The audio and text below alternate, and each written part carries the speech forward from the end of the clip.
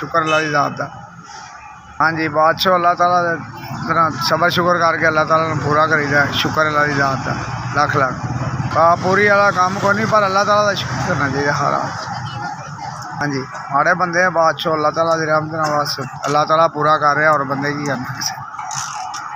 दो बेटियां दो बेटे ने शुक्र बस रोटी अल्लाह ताला दे रहे हैं बस खा रहे हैं जी बस। और बन बनाने वाला चक्कर की है आदमी बस अल्लाह ताला वेख के रोटी शाम को लभ जाए शुक्र अल्हम्दुलिल्लाह। कुछ नहीं बनता जी इस काम गरीब का कुछ नहीं बनता इस काम के बाद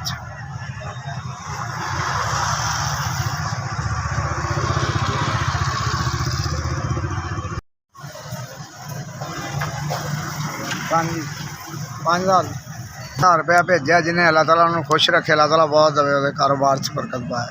अल्लाह ताला जिन्होंने मदद की खुश रखे इबादत रखे अल्लाह ताला उन्होंने अल्लाह ताला बहुत बहुत दवे तरक्की दे ताला जी वो कारोबार से बरकत पाए और नेक बच्चे नेक बनाए और जिन्होंने मदद की ख्याल करे मेहरबानी थैंक यू। SVS अल्लाह ताला रहमत करे उन्होंने अल्लाह ताला उन्होंने तंदुरुस्ती दवे इस्लाम करने बादशाह।